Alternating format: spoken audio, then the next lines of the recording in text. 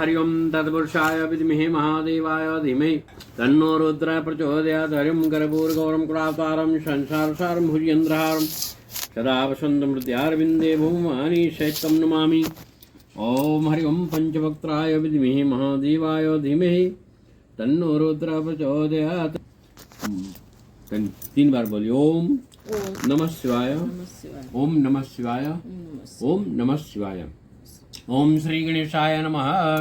सूत जी कहते हैं कि पार्वती जी अनेक प्रकार के श्रृंगार से युक्त होकर के और शंकर जी दिगंबरधारी शंकर जी के पास में आकर पूछती है कि हे प्रभु, ऐसा कौन सा व्रत जो कि करने से अच्छे फल की प्राप्ति होती है।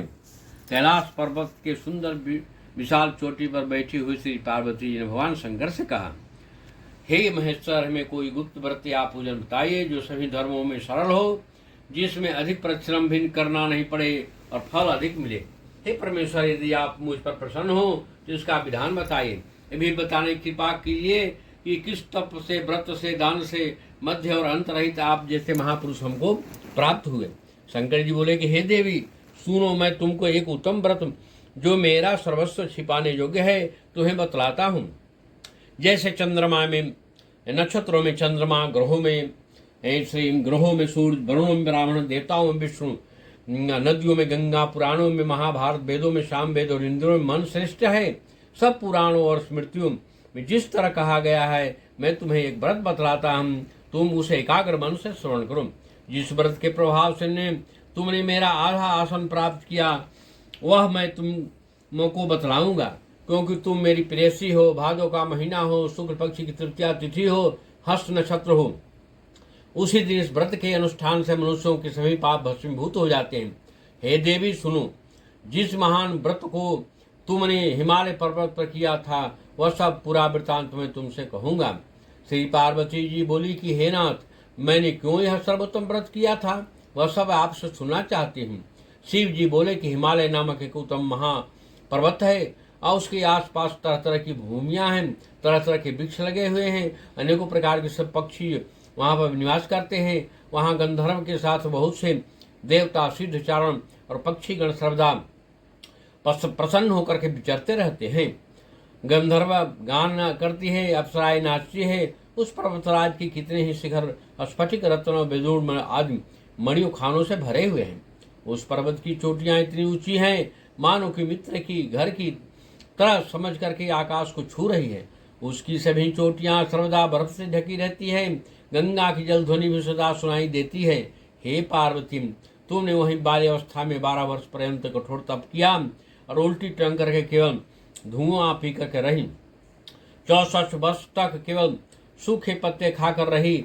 माघ के महीना में जल में खड़ी हो तप किया और बैसाख अग्नि का सेवन किया। शाम में तुम भूखी प्यासे रहकर मैदान में बैठी रहती थी। तुम्हारे पिताजी तुम्हें इस प्रकार के कष्टों में देख करके बड़े दुखी हुए।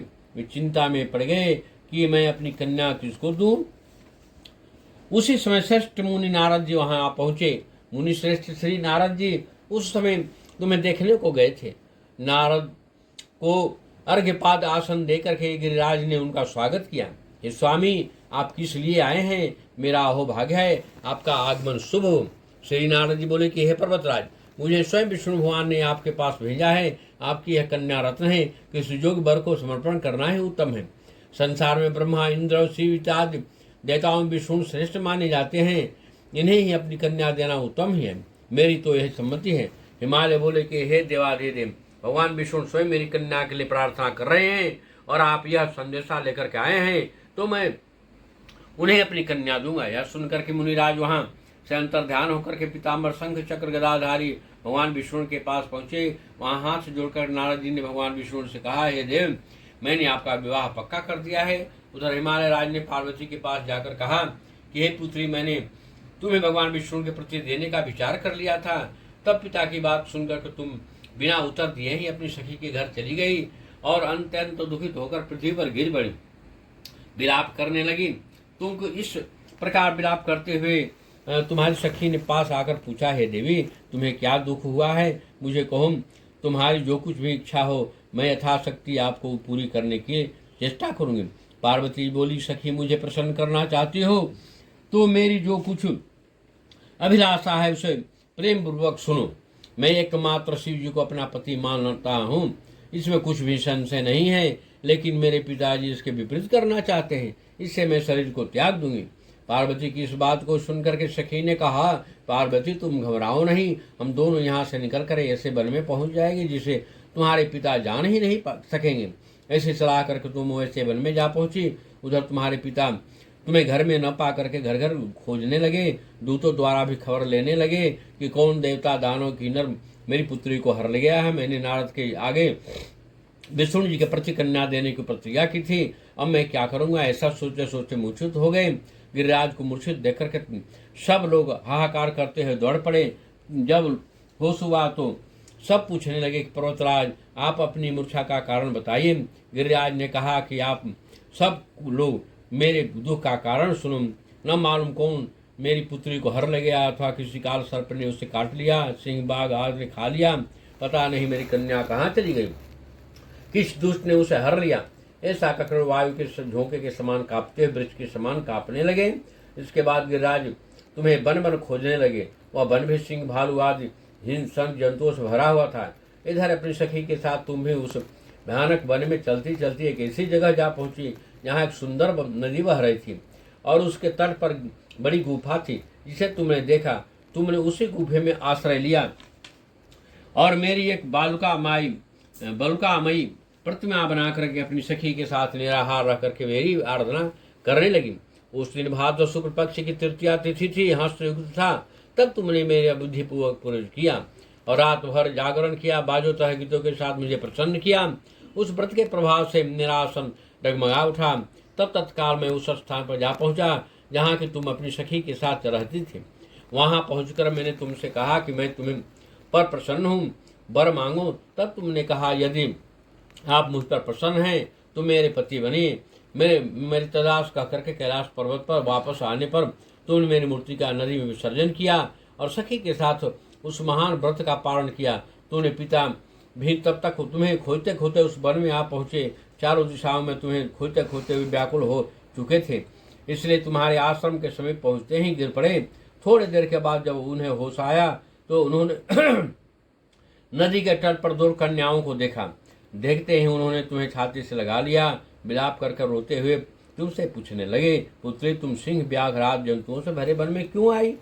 तब तुमने उत्तर दिया कि हे पर्वतराज, आप मुझे विष्णु को देना चाहते थे, परंतु मैंने तो पहले ही अपने आप को शिव जी के हाथों सौंप दिया था। आपकी यह बात मुझे अच्छी नहीं लगी, इसलिए मैं यहाँ चली आई। पर्वतराज ने सांत्वना दिया कि हे पुत्री, मैं तुम्हारी इच्छा के विरुद्ध तुम्हारा विवाह नहीं कहीं करूँगा और न करूँगा। तुम्हें अपने साथ घर ले आए और मेरे साथ तुम्हारा विवाह कर दिया। इसी व्रत से तुमने मेरा अर्धासन प्राप्त किया। तब से आज तक किसी सम्मुख मुझे यह व्रत प्रकट करने का अवसर ही नहीं प्राप्त हुआ। हे देवी, मैं यह बतलाता हूँ कि इस व्रत का नाम हरतालिका क्यों पड़ा। तुम सखियों के साथ हर ली गई थी, इसी से इसका नाम हरतालिका पड़ा। पार्वती जी बोली कि प्रभु, आपने इसका नाम तो कहा, कृपा करके इसकी विधि भी कहिए। इसके करने से क्या फल मिलता है, कौन सा पुण्य मिलता है, कौन सा व्रत कर रहे। शिव जी बोले कि देवी, यह व्रत सौभाग्य को बढ़ाने वाला है। जो स्त्री अपने सौभाग्य की रक्षा करना चाहती है वह यत्न पूर्वक इस व्रत को करे। सबसे पहले केले का खंभे सुशोभित करे, रंग बिरंग के रेशमी कपड़ों से भगवान को आच्छादित करें, चंदन सुगंधित तेल आदि से भगवान की सेवा करें, धूप नैवेद्य से भगवान की पुष्प से, नारंगी ऋतु फल से भगवान को अर्पण करें। धूप दीप द्वारा निम्नलिखित मंत्रों द्वारा उच्चारण करता हुआ भगवान को शिव शांत पंचमुखी शूली नंद भृंगी महाकाल गणों से युक्त शंभु आपको नमस्कार है। शिव प्रिया प्रकृति सृष्टि हेतु श्री पार्वती सर्वमंगला रूपा शिवा रूपा जगत रूपा आपको बारंबार नमस्कार है। हे देवी, नित्य कल्याणकारिणी जगदम्बे शिव स्वरूपे आपको बारंबार नमस्कार है। आप ब्रह्मचारिणी हो, जगत की धात्री हो, सिंह वाहिनी हो, आपको नमस्कार है। संसार के सब भय और संतापों से मेरी रक्षा कीजिए। हे महेश्वरी पार्वती जी, जिस कामना है तो हमने आपका व्रत किया, हमारी यह कामना पूर्ण करें और आज सुख संपत्ति वैभव प्रदान करें। शंकर जी बोले कि हे देवी, तंत्र विधि पूर्वक कथा सुने और ब्राह्मण को वस्त्र गौ स्वर्ण आदि देवें। इस तरह एकचित होकर के सभी स्त्री दो पुरुष दोनों एक साथ पूजन करें। हे देवी, जो स्त्री इस प्रकार करती है वह सब पापों से छूट जाती है, उससे 7 प्रकार का सुख और समृद्धि प्राप्त होता है। जो स्त्री भादों के शुक्ल पक्ष तृतीया के दिन यह व्रत नहीं धारण करती, आहार कर लेती है, वह 7 जन्म तो बंध्या हो जाती है। वह सदा दरिद्री रहती है, पुत्र शोक से व्याकुल होती है, उपवास नहीं करती है, अंत में घोर नरक में जाती है।